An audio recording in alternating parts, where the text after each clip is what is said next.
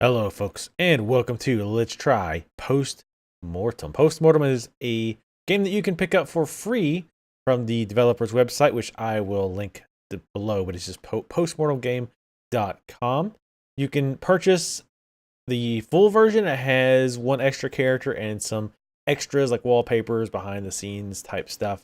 It's also available on Steam Greenlight, so if you like what you see, definitely vote for it on Steam Greenlight so we can get it up on Steam. And finally, you can see your choice results online once you've beat the game. So what choice results am I talking about? What is this game about?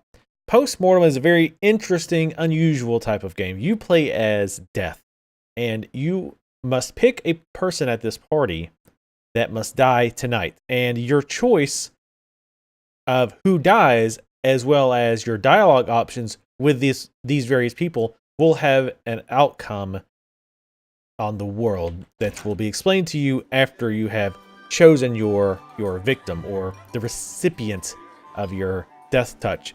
So as you walk around, you can talk to these various players. There are 5 different NPCs that you can pick.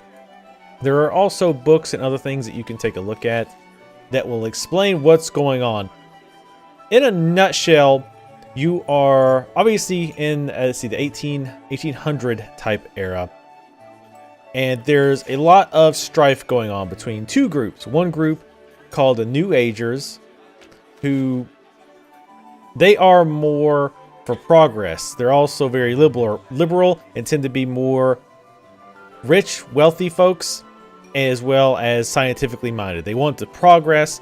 They want new discoveries. They want to move forward with technology, etc.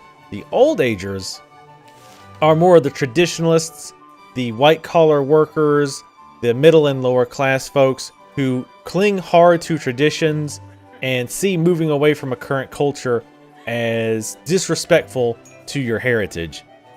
So these 2 groups are in battle, a violent battle in some cases.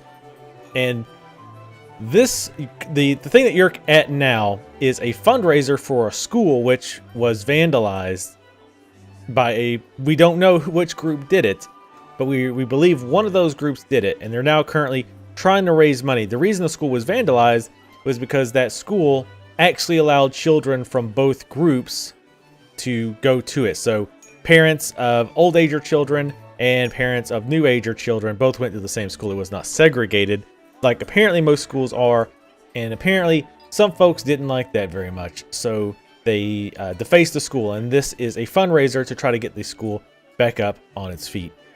So again, you find various characters here, and this is going to be a very interesting Let's Try because I want to avoid spoilers because there are a lot of different results that can happen from your involvement, both with talking to NPCs as well as obviously who you choose to die. Speaking and saying certain things to certain NPCs will have an effect on what they do after you've left the scene. So just real quick, as an example, let's go ahead and talk to this person. Now, most of this is almost all of it is not voice acted.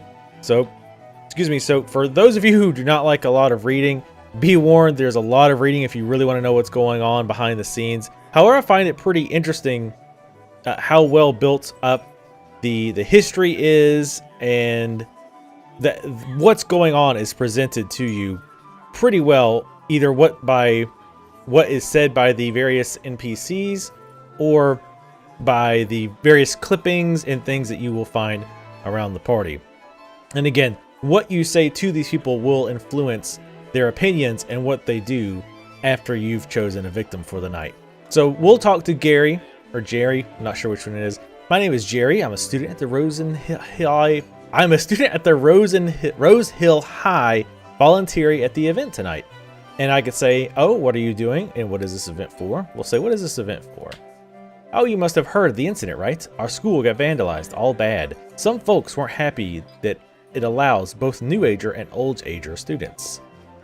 And I'll say, "Tell me more about the incident." "Some people destroyed our playgrounds, threw bricks at our windows, and sprayed insults all over the walls. They weren't happy that the school allowed both Newager and Oldager students." And I say, "Ah, I see. Anyway, And I'll ask him, and again, we're not going to go too deep into the dialogue here. I just want to kind of show you in a nutshell how this works. Let's see, what do you study at school? Math, literature, history, all sorts of things.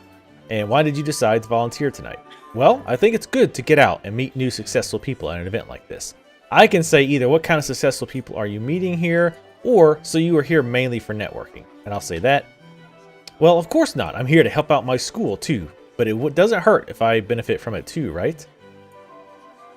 And I can say either no, but it hints you have some ulterior motives, or you're right. It's good that you work hard at your career at such a young age, which I'll say that it's nicer. Exactly, and such a great opportunity with Mr. Selden hosting the event.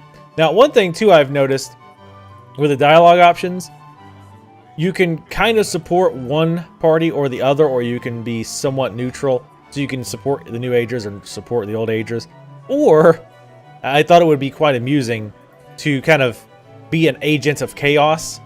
And on one side, maybe rile up the New Agers and then go and rile up the Old Agers to see if you couldn't promote conflict. I think that could be a quite interesting take on this whole situation, which I've actually not tried that just yet.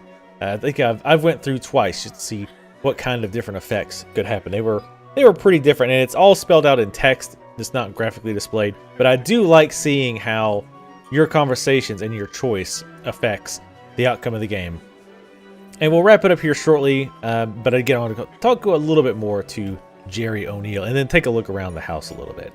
Let's see, how is he inspirational? Talking about Mr. Selden. I mean, he took his father's so-so business and completely turned it around, finding new markets and opportunities. And I'll say, don't many business owners do that though?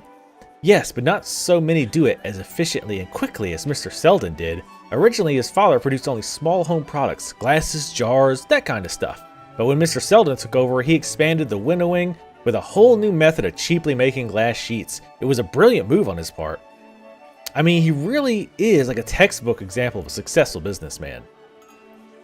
Let's see. And you could take various paths here. So sounds like you look up to him a lot. Oh, in many ways, although I wouldn't want to just pursue business for the money. And I can say, but isn't the whole point of business to make money? But it's really what you do with the money that matters, isn't it? Too often it's used to further undermine our Galatian roots. I don't know how to pronounce the fictional country, state, whatever that you are in. But as you can tell from his dialogue, he's obviously leaning more towards the Old Ager. He wants to keep the cultural roots strong. And you can say, what are the Galatian roots? There's so many beautiful things to define what being a Galatian is. Our language, music, food, even something like when we tap 3 times on the mirror when entering a house as a guest. No other country actually does that.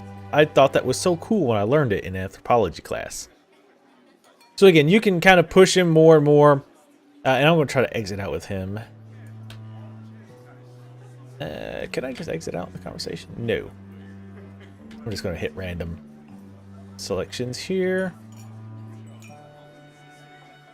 There we go.